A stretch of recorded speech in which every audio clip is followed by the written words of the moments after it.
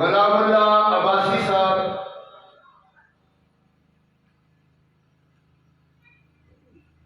جناب اعجاز احمد سلفی صاحب، عقیل احمد ہاشمی صاحب،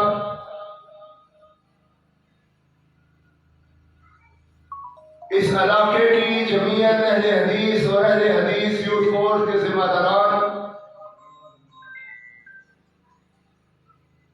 آپ کی اس مسجد کی انتظامیہ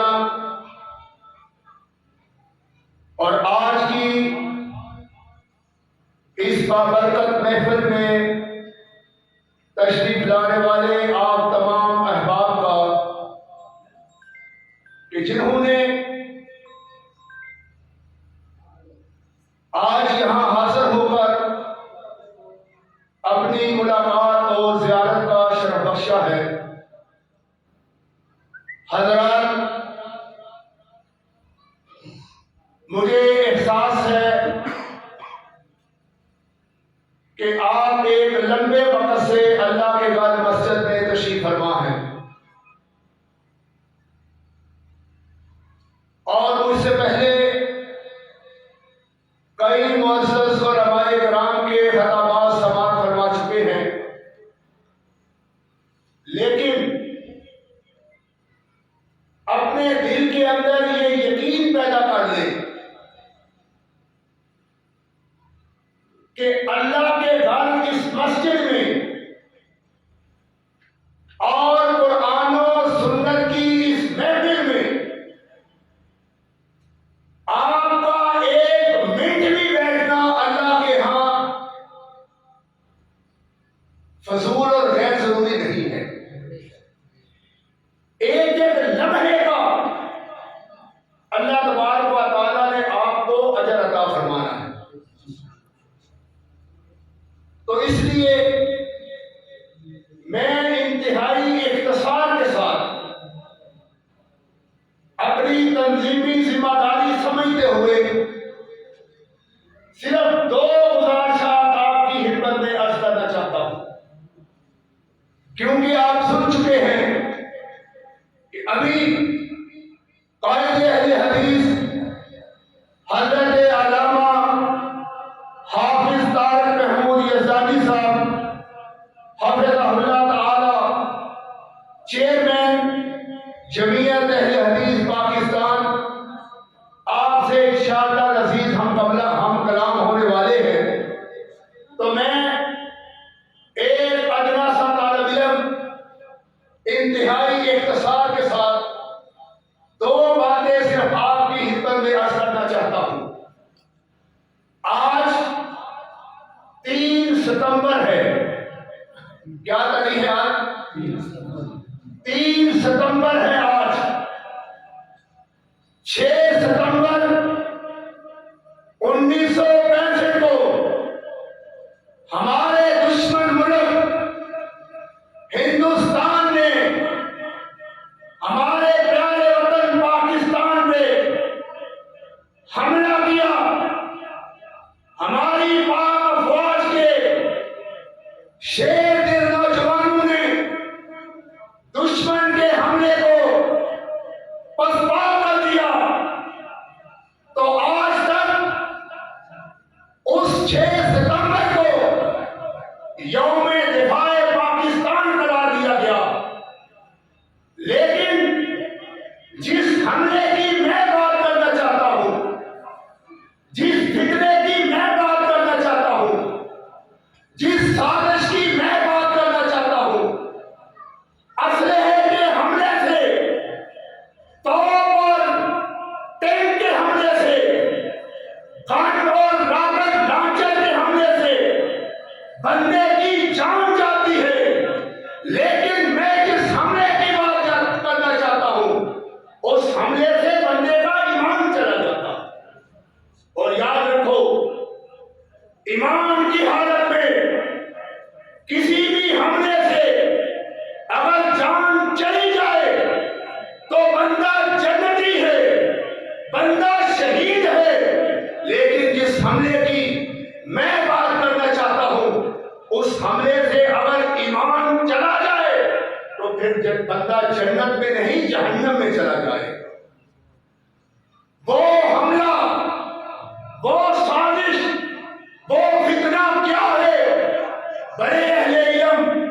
علماء کرام، پڑھے لکھے دانشور لوگ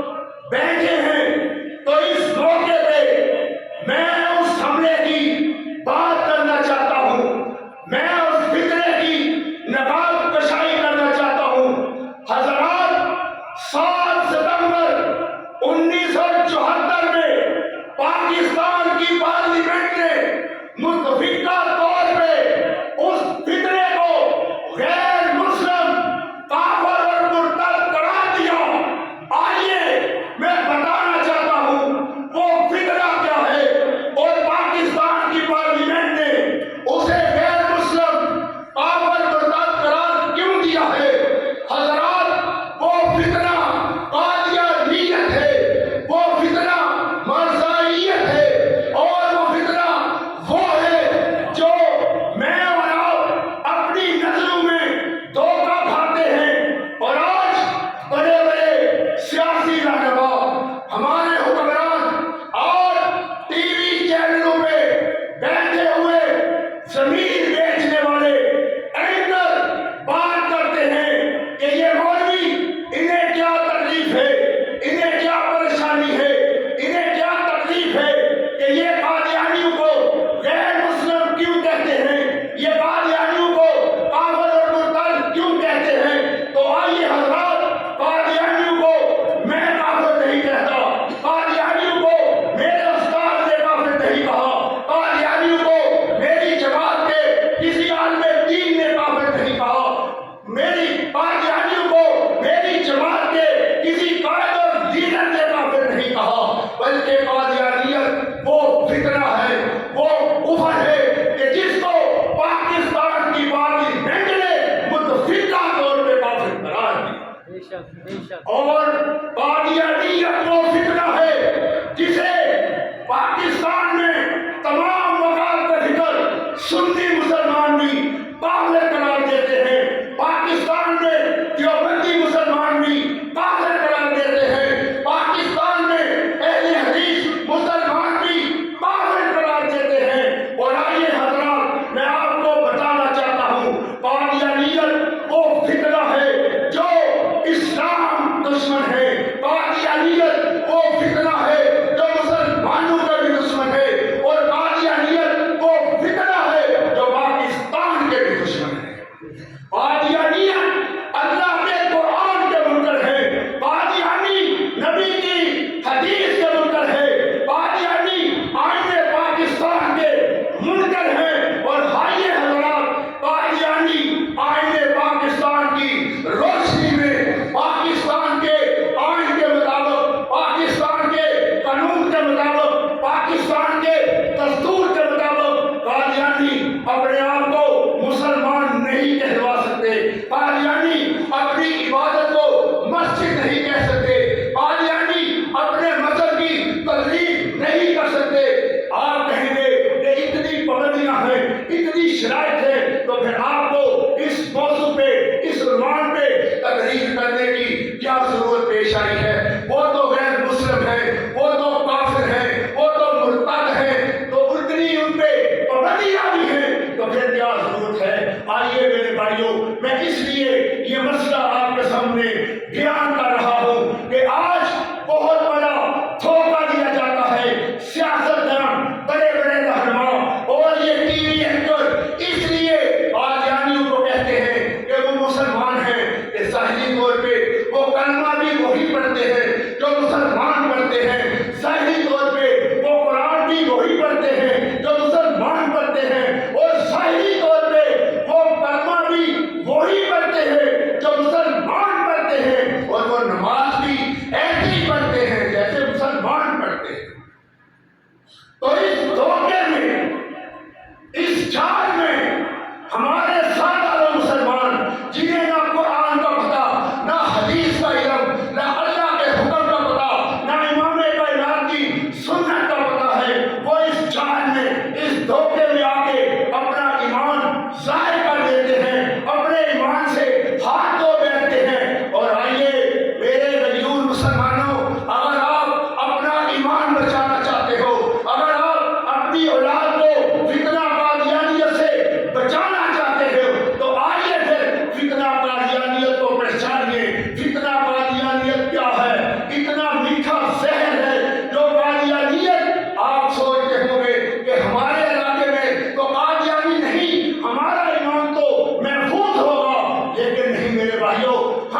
اپنی اولاد کو، اپنے نوجوان بچوں کو، اپنی نوجوان بچیوں کو اعلیٰ تعلیم کے لیے اسلام آباد بھیجتے ہیں، لاہور بھیجتے ہیں، کراچی بھیجتے ہیں، غیر ممالک میں بھیجتے ہیں، تو وہاں وہ قادیانی اپنے پنجے کھول کے ہمارے مسلمان بچوں کے منتظر ہے، جو اپنے ہاسٹلوں کے اندر ہمارے بچوں کو فری رہائش دے کے، ان کی دعوتیں کر کے ان کے ایمان کو خریدتے ہیں اور ان کے ایمان کا بیڑا غرق کرتے ہیں۔ ایک مسلمان لڑکا، ایک مسلمان گھرانے کا رہنے والا نوجوان لڑکا، ایک گھر کے ایک مسلمان گھر کی رہنے والی نوجوان لڑکی جو اعلیٰ تعلیم کے لیے گھر سے باہر گئی تھی، ہاسٹل میں گئی، کالج میں گئے، یونیورسٹی میں گئے، وہاں وہ قادیانیوں کی سازش کا شکار ہوئے۔ اور آئیے